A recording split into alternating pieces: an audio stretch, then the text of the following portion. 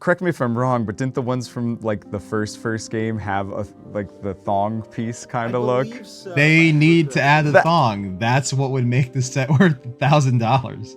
Hey guys, welcome back to the channel. Today we're gonna just jump right into a big update about the UCS $1,000 Death Star. And this video is gonna be super important because it's the actual reveal. We're gonna see the set for the first time, and we're also gonna see an interview from Solid Brick Studios with the creators and designers of the Lego Death Star itself, the $1,000 piece that everyone's been waiting for, and in some cases like me, kind of disappointed, right? It's generated some controversy for certain. With that being said, before we dig into today's UCS Death Star video, including the reveal and the interview with the creators, do me a quick favor, hit the like button down below. It really helps the channel out, it pushes the video out to more people, and it gives me an opportunity to connect with more friends like you. And if you like the content, don't forget to subscribe as well and leave your thoughts below on the UCS Death Star in the comment section below. And also definitely check out Solid Bricks Studios channel, as he's been doing a lot of different Lego content. Obviously, he's a huge Lego channel, but he's also been doing a lot of Lego stuff with the UCS Death Star itself. So without further ado, let's dig into today's video. All right, there it is. $1,000 Death Star has been officially revealed now. I've been working on my review for the past few days now, wrapping this one up. It's going to be my longest review ever here on the channel.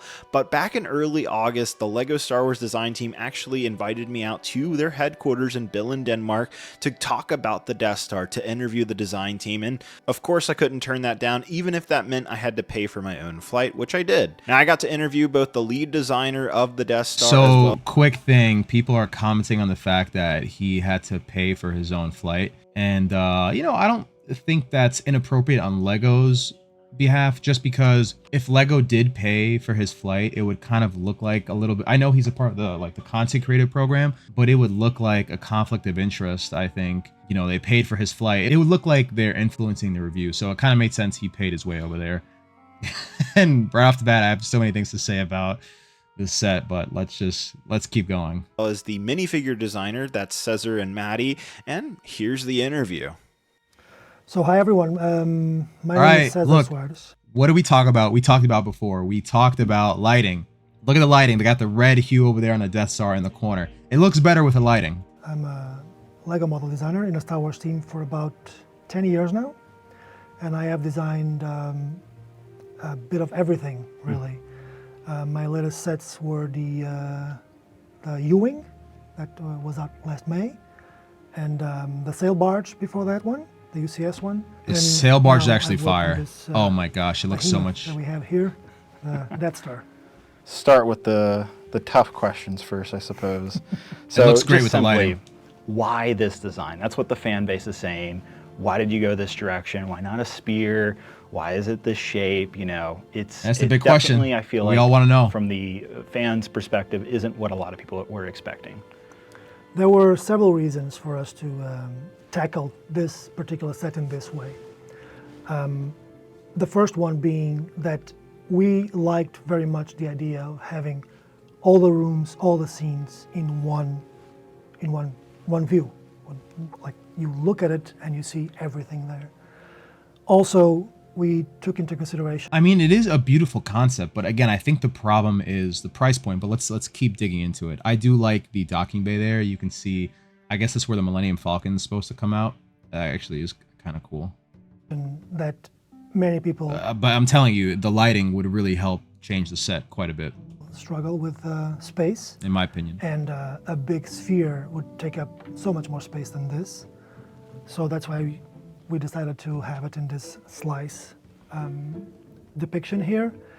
And also, it's but they're talking about space and size. It's the Death Star, and it's a UCS piece. So I think one of the criticisms, right, is that UCS traditionally have been large pieces. And I understand it's just 9,000 pieces, and it looks huge. But, I mean, who cares if it's super big? It's the Death Star. I mean, the Death Star to scale relative to, like, a Star Destroyer UCS piece would be, like, ridiculously large. And I'm not saying it needs to be that large, but I think you get the point. It's, who cares about it? It's supposed to be grand. Something new. You know, we've been doing a few of Death Stars before, and the last two were basically the same. So we thought that something new would also be appealing for the fans. And then in terms of a scale, like, did you have something in mind? Like, where did the inspiration of this come from? There was a sketch model made by Alex, a concept designer. It was very similar to this in size and in the way that the rooms are presented, that everybody was really happy to see. So out of that concept model, we knew that we wanted to be big. It needed to be big because there are so many rooms and so many scenes that we want to depict. And we wanted them to be, you know, not so cramped. That's why the rooms are fairly deep spacious, and yeah, also a little bit higher than usual for Lego standards. And the size really came that is true. from just looking at that concept model, which, like I said, was more or less this size. And we thought this will look really cool with all the rooms here and everything. How long did it take you to... You know, I do give him credit. I forget the gentleman's name, but you can go back earlier in the video if you want to see the full credit as to who they are. But I do give him a lot of credit. You know, there's something to be said in general in life about being bold and being daring. Sometimes it works, sometimes it doesn't. I'm not saying this will work or won't work, but I do give them tremendous credit for having, you know, aspiration and drive to do something different and thinking outside the box. To design this, and then walk me through every choice you made along the way. So this took me about 14 months to design since I got the model that Alex did. I don't want to keep ragging on it, but again, the lighting. Lighting would be freaking huge here. I can see lighting taking the set from like a C tier to an S tier. It really can. It can really make this set special. If I had the space for it, I would actually think about getting this and doing the proper lighting. Obviously, it would be nice and get a little bit of a discount. $1,000 is really steep, but I'm telling you, lighting will change the set until tremendously. Completion. So about 14 months. Especially that throne room scene. You put some red behind there, forget it. That some of the rooms would have to be bigger than others, both in terms of length, but also in terms of height. So that's why very early in the process we decided that some of them would have like 2 stories high, which is the case for the hangar. Obviously, being an hangar, it's quite big, and we wanted whatever vehicle we decided to do that would fit there, and also the throne room because it's one of the most iconic. I think my favorite has to be the throne room. Scenes in the whole franchise. Absolutely, so we wanted is absolutely to have right. The proper treatment, so we reserved kind of 2 stories for it too. And then the rest was more or less, as I went through the design process, deciding where each room was going to go. For me, it was logical that, for example, the trash compactor was on the lower levels and the throne room was on the higher levels. And then I knew also that there had to be some kind of connection between the cell block and the trash compactor, so it made sense that the cell block was above the trash compactor and not directly opposite to the trash compactor. So all of this were things that were decided either in the beginning or as I went through the design process. The star and planets background you see there on the back of the hangar, at some point we didn't know if we were going to use a foil, maybe one of those lenticular foils that give a different image when you look at it. Ultimately, we decided to go brick build because, you know, in our opinion, having something that's brick build, it's always a plus. Have you seen the fans' reaction online in terms of... Oh, this is big. I would say 50-50 in terms of positivity and negativity. I say the same. You know, 50, what has 50. your reaction been reading the comments? Like, did you expect what people have been saying? You know, how's your reaction been? Kind of feel bad for them. I think that all of us in the design team were expecting the reaction that's out. It's like tough to put love into something, and for any of us, right? It's tough to put your heart and soul into something, which I think with Lego, I do think these designers do this. I don't think they're necessarily looking at cost all the time. They're supposed to design, you know, I'm sure they leave cost and whatever else up to other people marketing. But like George Lucas said, like George Lucas himself has even said one of the reasons allegedly one of the reasons he left Star Wars was because of the intense criticism he was getting. But he also mentioned one of the toughest part about being a creator is the criticism you receive. It doesn't feel good. So I do feel a little bad for them. And I, you know, like I said, I give them credit for all the work that they have done. There, meaning that some fans were expecting a sphere or a spherical set. Yeah, at least half. But from the beginning that we decided to do Be different. this version of the Death Star, that we knew that some fans would not be Dude, next UCS is going to be a huge great ball. But we still think that for the majority of the fans, this is the best choice, because you do have something that There's fair, right? better displayed, takes less space. You have all the rooms in one view, and if you think about it, in my opinion, the most important part of the Death Star is what's happening inside of the Death Star. So all the scenes and everything, right? Yeah, I give So we him. wanted He's to have right. He's that- not wrong. That big highlight. Of I like the concept. The set looks And good. I just mean, kind of follow up on that. expensive for what it Would is. it have been, with the price point the set's at, with the piece count it's already at, fans will wonder, would it have been possible to include everything you had here and still make it a spear or have some type of shell on it or anything like that? Not at this size. If we were to make something that would be complete sphere and with interior and covered with panels, or even let's say half a sphere, twice the price probably, which is it insane. would have to be considerably smaller and potentially Yeah. even have less details and less polished rooms like you have here. So there will always be a compromise. What constraints were you under making this model? Like, what were the constraints, if any? Fans Such will great think content that for this is this a guy. $1,000 set, that there Good for were him. no constraints. Help me clear that up. So this was no different than Yeah, I mean, the throne room is absolutely my favorite. It's awesome. And the lighting, I'm going to die. I will die on the lighting hill. any Let's other put it that set way. design, in the sense that I still had a Oh, wait a budget minute. Hold on. different Hold on. than The throne room, and I have the Return of the Jedi hat. That was not planned. Let's go. any other set we designed. That was in the not sense planned. That I still had a budget, I still had a brief, so I had to follow those. I still had a limited amount of color changes that I could make. So it's Yeah. no different from any other set, just bigger. There were, of course, constraints while designing it, like more challenging constraints, but there's also, size limitations. For example, we could not make this Death Star bigger or with more elements, because with this one we're actually reaching the packaging capacity. So that was one constraint. Every time we design a Lego set, we are restricted by our budget, and we have to make choices. And That we sounds can't a little sometimes blame include gamey, everything that we if I'm would being like to honest. include. So we have to make a choice, be it more or less minifigures sometimes, or be it less details, more details, bigger, smaller. So it's a big puzzle that has to come together when you design a set, and this one was no different. You talked about this being a 14-month. I don't know how tall he is, but that set is freaking huge. That set is literally the size of his entire torso, length and width and height, and maybe depth. Again, man, I really think, it is a beautiful set. Like, I'm not saying it's not beautiful. I just think the slice is tough.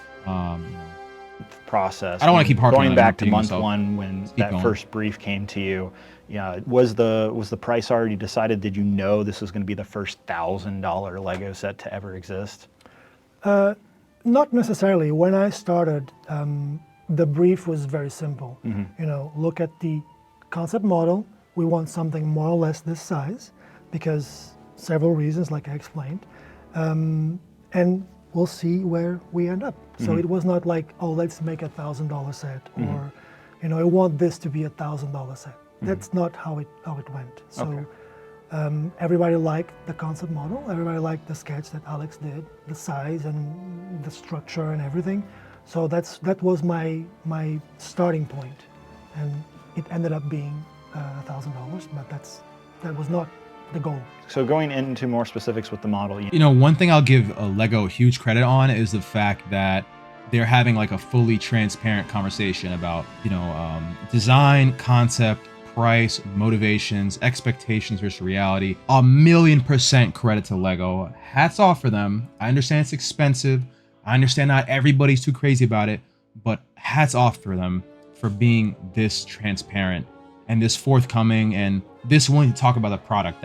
You really don't see that often with anybody. I mean, Star Wars is a great example. The movies that have flopped, The Last Jedi, Book of Boba Fett, The Acolyte, no one's come out and had a candid conversation about what went right and what went wrong. So seriously, hats off to Lego. You know, what is your favorite part of takes the entire guts. set? If you had to just It pick takes serious one guts. thing, like what you love specifically. Throne room. That is a tough question. Throne room.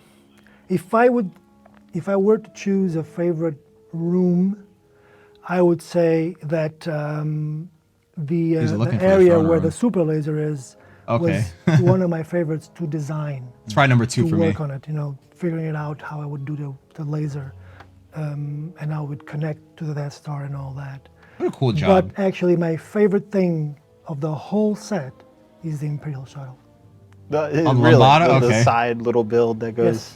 Yes. Just because it is, not just because, but one of the main reasons for that is that it's so hard to design something that has to be scaled down so much and still make it look, you know, accurate to the reference.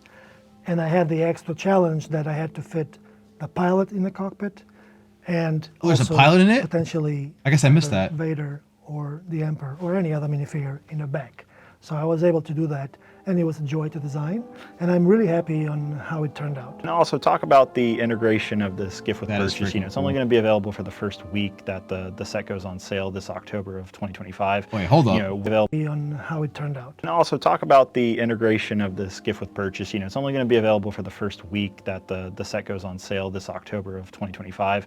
You know, was that something you were thinking about when you were building the set, or was that a last minute addition? How did that work? From the beginning, that I personally really pushed for to have an Imperial shuttle as the mini That's vehicle only gonna on the be set, available because for from the first beginning, we week? wanted to have some kind of vehicle. That could wind up being a very expensive piece of Lego in the future. And also, shameless plug again, the lighting.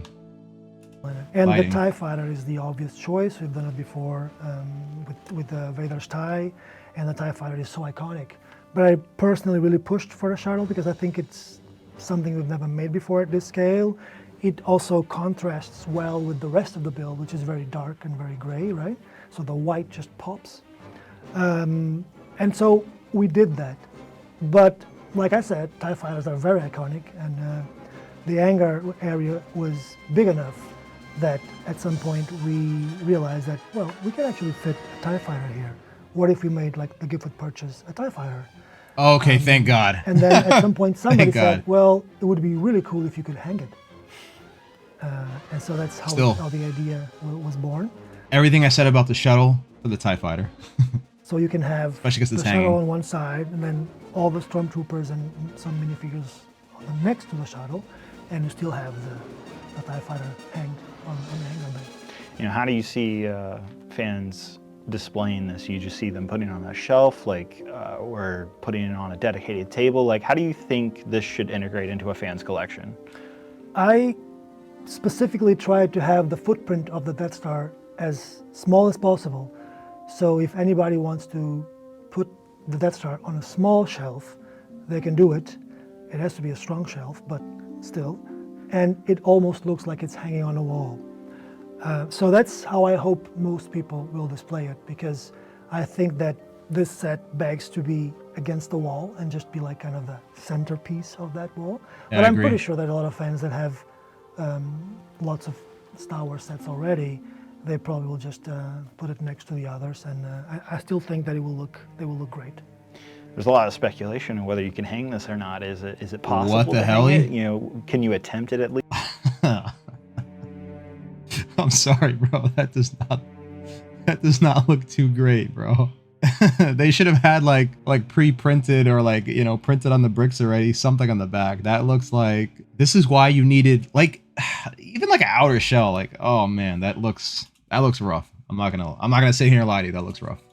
Or Do not attempt to hang it, because first It's of gonna all, fucking it's break. it's over 8 kilos of bricks, so it's a lot of weight. And because the direction of the 8 build kilos, is holy. vertically, so you stack the bricks. If you Oh, yeah. try to put it on a wall, Stretch it. somehow gravity will take its toll and the bricks will start to collapse or fall. So it is not possible to hang it on a wall. is there anything you regret with the model? Like, are you happy with it? If you could go back to the very beginning, would you change anything?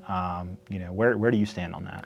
I am very happy with it. I think that as a designer, there's always things that you would like to do that you can't for several reasons. I think that if I went back and designed this again, I'm guessing that most of it would be similar. There's something that I would like to have added, and it was not possible, which was somehow that the doors of the elevator would open when the elevator passes through that particular store. That'd be cool. Story. But it was not possible, and I think that if I went back, I would probably try and dig deeper on that particular function. Maybe there was a way to do it. Yeah, Other than that that, would be cool. I am very happy with it. I think that all the rooms are as they should, with a lot of details, very polished. Even the placement of the rooms in the Death Star itself, I think it's very logical.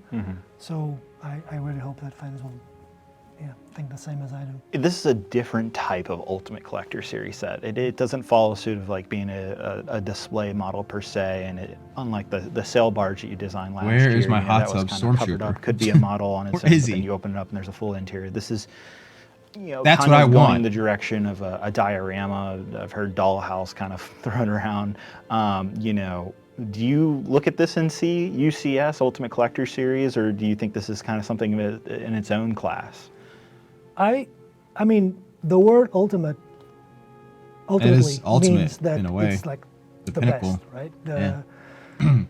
The best iteration we could do of this particular scene. And I do think this is an Ultimate Collector Series set. You could argue that it could also be a Master Builder Series, yes, but there's no rule saying that the Ultimate Collector Series has to be a finished vehicle or something that's enclosed, like the Cantina, for instance. So my opinion is that this is the ultimate Death Star, for sure. All right. Well, thank you so much. I appreciate your time, Caesar. What a shot. And, yo, what a difference that lighting makes, though. Look at this. Yeah, man. I think if you add, somehow you could illuminate these panels. I think if you do some red over here, really, I mean, you can almost make it look like a freaking, Christmas tree in a sense. Each room has its own different lighting. You could do a little bit of yellow here in the trash compactor room, some white on the panels, red in the throne room, maybe some white lights here, like a fluorescent or a white light here. In the docking bay, this set has a lot of potential. I'll be honest with you, I just can't, can I go and spend $1,000, buy it outright, and just a quick tip, guys, girls, men, women, whatever you are, I like collecting stuff too, but for the love of God, please don't swipe $1,000 onto your credit card and try to pay this off over the length of time. Either you have it or you don't. $1,000 is a lot of money. Spend your money wisely. If you have it, you have it. If you don't, you don't. You don't have it when you're thinking about using your credit card. It's a heck of a model to see in person, so I'm looking forward to it. But hey, hats off to him. Hats off to Lego. I'm a graphic design manager. I've been on the Lego Star Wars team now my entire Lego career, which is now 9.5 years. You get a view of the minifigures, but without the figures inside the Death Star itself. I don't know if that's the best look. I think they should have left some minifigures in there because now it looks like not worth $1,000. It's hollow. And I did all the characters, the stickers, and decorated there's the Stormtrooper. There's the hot tub trooper. Let's go. So the question on everybody's mind when it came to the minifigures was the lack of dual molded legs. So on C-3PO, but also the Imperial officers. Why was that decision made, especially on a $1,000 Lego Star Wars set? Sure. Yes. I love that they're being candid and open about this. This is awesome, awesome, awesome. I really wish more companies, filmmakers, producers, whatever, I wish they were more accountable like this and at least answer these questions. Even if it's not the answer you want, this is really cool to see. Hats off to Lego. Even with a price point this size, we do have some restrictions to the amount of changes we can make to things like element colors, decorations, brand new elements. We get a certain amount of frames to do those things. And in this context, we were very focused on trying to get a lot of novelty into the characters. So every time we bring back a torso that we haven't had for a while or any decorated print that's new, that factors into that. Color changing wigs and making new elements. So we basically look at the set as a whole, try and see where we can get the most novelty, and generally these color changes, these frames go toward making more new characters. So in this case, you know, like we just said, there's 38. So we really, there's a lot of figures, I'm really happy with the lineup that we got to make and some of the really fun new additions that we got to throw in there. So when you see like the overall lineup, just know that's where those resources were going. Fair enough. The Dignitary and the Stormtrooper. There's a lot of minifigures that are technically new, just based on redesigns. But what are the like truly new minifigures that are specific, new characters that we haven't seen in Spotlight. Death Star? Sure, I can line them up. Yeah, let me line Here we go. Here. So we have this RA7 droid, which we have brand new printing on his head element, which we've never done that before. We have the Imperial Dignitary character. Here is Galen Erso, the designer of the Death Star. Hot Tub Stormtrooper. There we go. R3 Astromech droid. And we also have, oh yeah, that's Antonio Matti and General Taga there. Those are, I believe, the characters that we have never made in any iteration before, but a lot of other ones have gotten major design updates as well. With the Hot Tub Stormtrooper, you know, it's based off the Skywalker video game, but was it ever considered to do the more classic version from the complete saga, the original Lego Star Wars video games with like the striped like onesie or whatever they call it? I think, correct me if I'm wrong, but didn't the ones from like the first game have a like the thong piece kind of look? So. They need to add the thong. That's what would make the set worth $1,000. We wanted that one was probably out of the question, but I think we've like taken done be bold. A more modern interpretation, perhaps, on thongs. A more modern interpretation on thongs. Spirit, but bring it into Lego Star Wars now. I guess you could say. Bring it to 2025. How does that work of deciding how many printed pieces in a set you can do versus like just making it all printed and having no stickers? Because this set does have a substantial. What a trip! It does. It does. Yeah, for a set this size, and there's definitely a lot of so many control panels and just details everywhere in this set. And I spent a lot of time going through like frame by frame and trying to get shots of things just so that I could you know, get it as accurate as possible. Of course, like kind of similar to my answer about the dual molded legs, decorating every single thing is not going to be an option. There's 50 unique stickers and multiples of some of them to kind of populate the space. Now, why did we choose the ones that we did? For a 1x2 like this, that we want to be held by a minifigure, of course you don't want a sticker on that because the minifigure might damage it when you're placing it into their hand.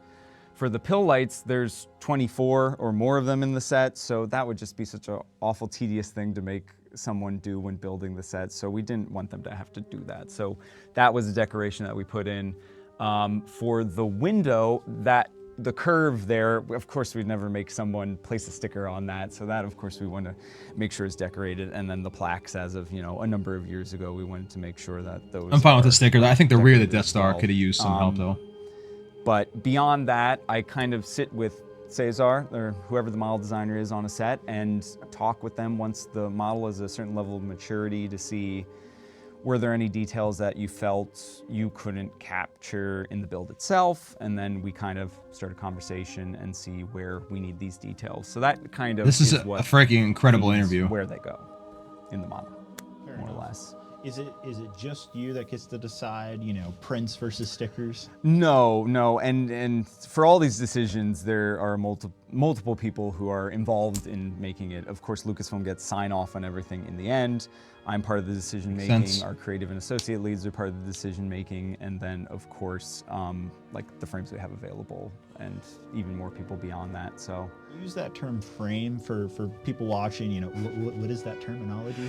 That's not really a term we use internally, but it does describe the situation, which is that, you know, we can only make a certain number of new elements in a set, in a year even, across the entire project, right?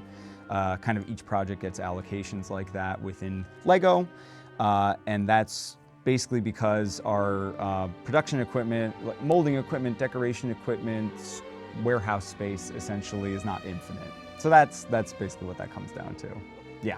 Awesome. Yeah. And then overall, what was your favorite part working on this entire project? Curious.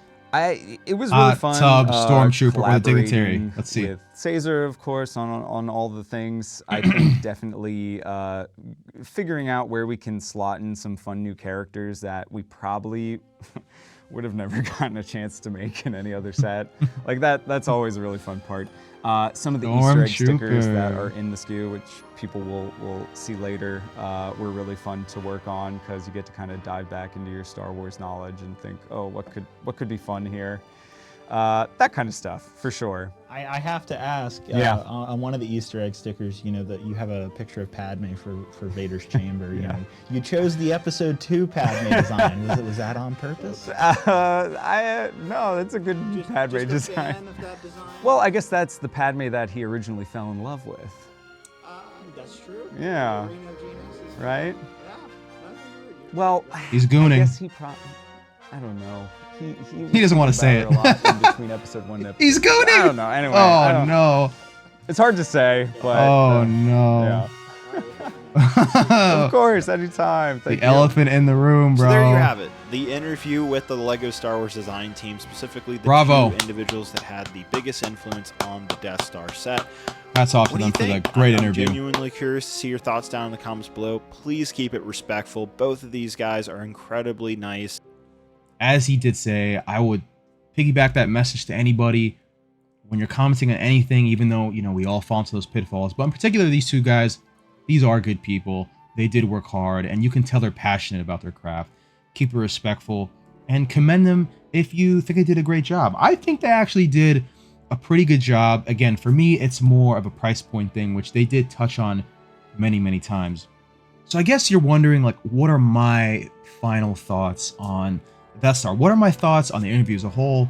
My thoughts on the Death Star? Well, let's start with the Death Star. Again, my gripe kind of remains the same. It's a price point thing, and I also think for the price point, they could have done something really special and integrated some sort of like Lego lighting into this. But I'm sure, you know, like I said, if I got this, if I decided to get this, which I'm not leaning towards getting it because of the price, I'd probably throw in custom lights, because even that little red hue you see here on the bottom, that accent red, it really brings to life the Death Star. And you even see it as well on the cover of the sheet. That red hue makes all the difference. As for the interview itself, I think the part about this whole experience of reacting and watching this video, bringing it to you guys, giving you my thoughts, my like little education on it, is the forthcoming nature, transparency, and the openness from the design team on the Lego Death Star. You know, I can't recall everything they talked about over the last like 24, 25 minutes where you've been watching this video with me, but they touched on really important things. Why they designed it the way they designed it, why they included the new minifigures that they did and what they were excited about, why the price point was what it was, and also the constraints that they face, right? I guess that would be point number 4, the constraints that they faced in making the set, the inspirations behind making the set. They really talked about everything, every piece and every question and every nook and cranny that you and me and all of us dug into on the Leaks Reddit, on just general forums, in my comment section as well. They pretty much touched on everything, and I have to give them 1,000,000% respect for that, because nowadays a lot of people run away from tough questions or they redirect the blame.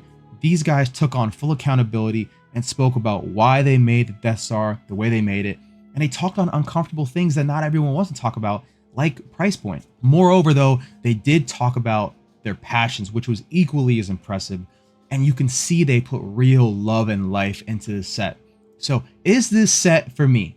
I would say it's totally for me. I just can't see myself spending this kind of money right now, being that I have other goals like buying a home, right? But maybe if you have that spare cash on hand and you can afford it without swiping your credit card, right? Not a good financial decision. This set probably could be for you. It's going to be a labor of love. You're going to have to spend the money. And in my opinion, to really bring the set to life and bring it from like a C or a B to an S tier, I think adding the lighting would really make all the difference and really make this the centerpiece of your Star Wars collection. It would make it the grail of your personal Star Wars collection. Not just of Lego, but of anything Star Wars, right? This really can be the centerpiece to your collection. It really has that potential. So Maybe we'll do one more video, like an unboxing review video or something like that, where someone actually takes out of the box in front of us and we get to see all the nooks and crannies, including the little Easter eggs they talked about. But those are my thoughts on the $1,000 Death Star. We got basically the full, review unboxing kind of in a way,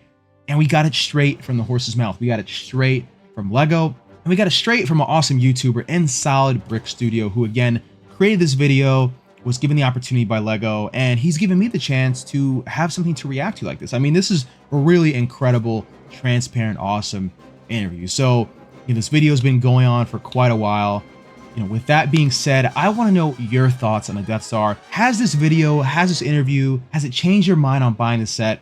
And what do you think about the creators and the design team's thoughts and their explanation on the set, the price point, the motivations, and why they made this UCS set the way they made it? That's really important for me to find out. I want to learn more about your thoughts. We know their thoughts, so again, I want to know more about your thoughts as well. And I gave you my thoughts too, so it'll be cool to keep this conversation going. And I guess we'll end on one final question. What's your favorite piece about the UCS Death Star? For me, if I had to choose between two, screw it. Do two if you want. My favorite two pieces, the throne room and the hot tub stormtrooper. How could you not love a little hot tub stormtrooper in your life? So let me know your answers to those in the comments well below. And if you enjoy content like this, let me know that as well. I love bringing it to you. I love making these react videos, and I love interacting with the community and making new Star Wars friends. More than anything else really in a channel, it's just meeting new people, talking to new Star Wars fans, and just having that love, support, and that community to all be together with and celebrate such an awesome franchise with people who like the same stuff, right? All right, guys, let's just wrap this video up now. It's been going on for a while. Don't forget to like, comment, share, and subscribe. Stay safe out there, and may the Force be with you always. I'll catch you in the next Lego UCS video, I guess. See you next time.